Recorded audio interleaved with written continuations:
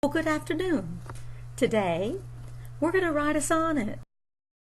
Now, writing a sonnet is a great practice for creating any kind of argument. You'll notice that in the sonnet, just like an essay, at first the poet ponders a situation. Okay, you're going to present a situation. I need for you to give me a little bit of your history, so I want a backstory, just like for an essay.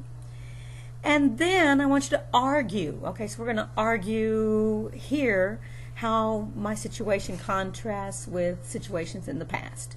And the final conclusion of your sonnet is just like the conclusion of an essay.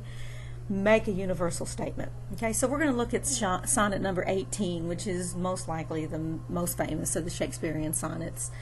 Here's the question: shall I compare thee to a summer's day?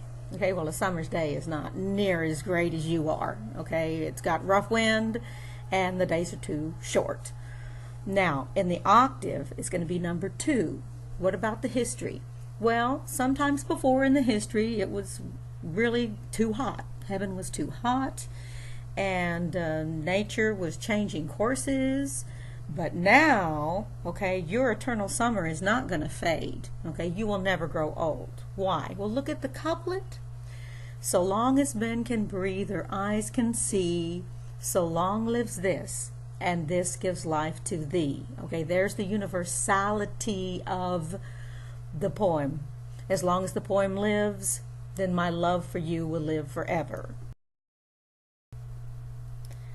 One of the things that we need to remember when writing our sonnet is that it is in iambic pentameter, okay, which means we have a rhythm pattern of long, short, long, short, long, short, long, short, long, short. That's 5 iambs. You would count it if you were a musician, and 1 and 2 and 3 and 4 and 5. When the actors read this stuff, they don't read it that way. It's not choppy like that, and even a singer wouldn't do that. But this is the basic rhythm behind the structure of the sentences. So, shall I compare thee to a summer's day? Thou art more lovely and more temperate. Rough winds do shake the darling buds of May, and summer's heath hath all too short a date. Notice that when you hear someone read this seriously, they do not read it in that pattern. They read through the phrases and read complete. In addition to this rhythm pattern is the pattern of the rhyme.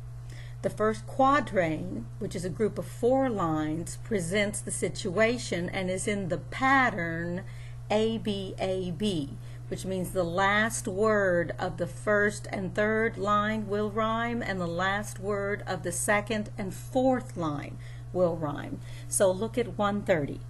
My mistress' eyes are nothing like the sun. Coral is far more red than her lips red. If snow be white, why then her breasts are dun.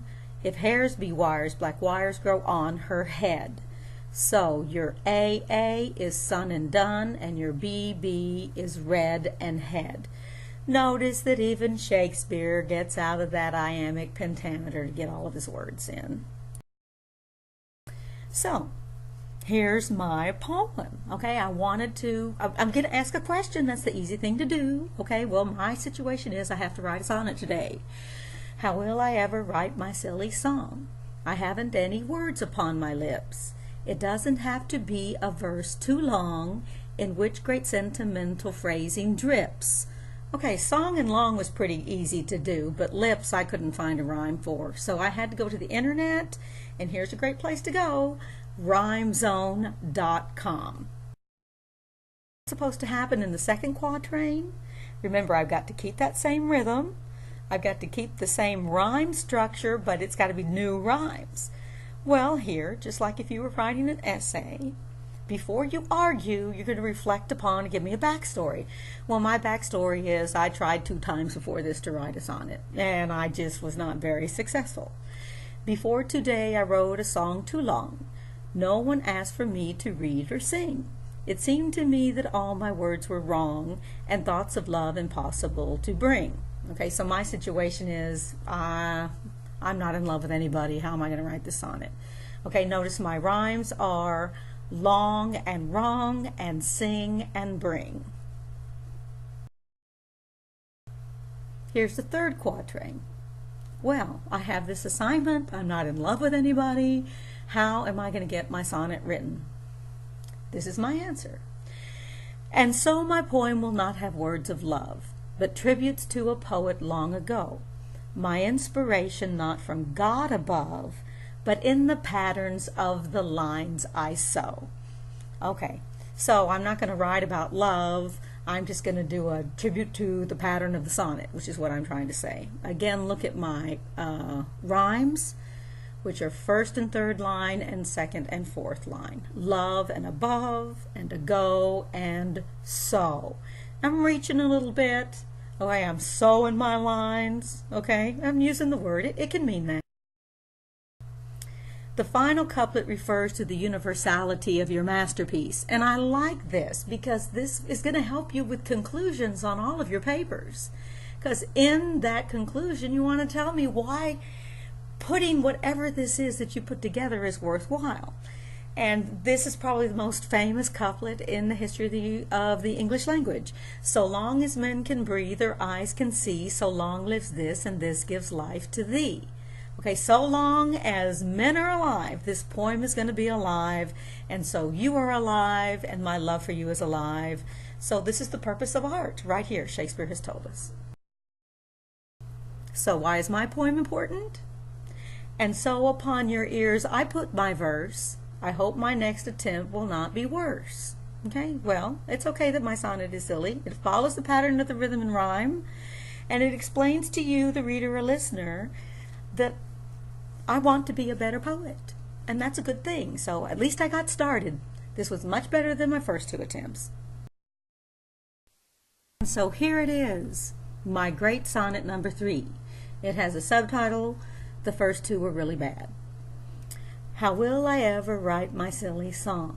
I haven't any words upon my lips. It doesn't have to be a verse too long, in which great sentimental phrasing drips. Before today I wrote a song too long. No one asked for me to read or sing. It seemed to me that all my words were wrong and thoughts of love impossible to bring. And so my poem will not have words of love, but tributes to a poet long ago. My inspiration not from God above, but in the patterns of the lines I sow. And so upon your ears I put my verse. I hope my next attempt will not be worse. Now, the important thing when you create your sonnet, and it's really going to be easy, a lot easier than you might think, is that you understand and follow the patterns of rhythm and rhyme. And getting into that choppiness of the iambic pentameter will help you to create it and find the structure of the lines. But then when you read it, you do want to get away from that. But any of you who aspire to be songwriters, this is really a great exercise. Have fun with your story, get help, okay, but keep your work original. And when you do, after you've finished your sonnet, I need for you to submit it to the personal sonnet assignment in this lesson. And this is 25 points toward your final grade. So congratulations. Bravo, good for you.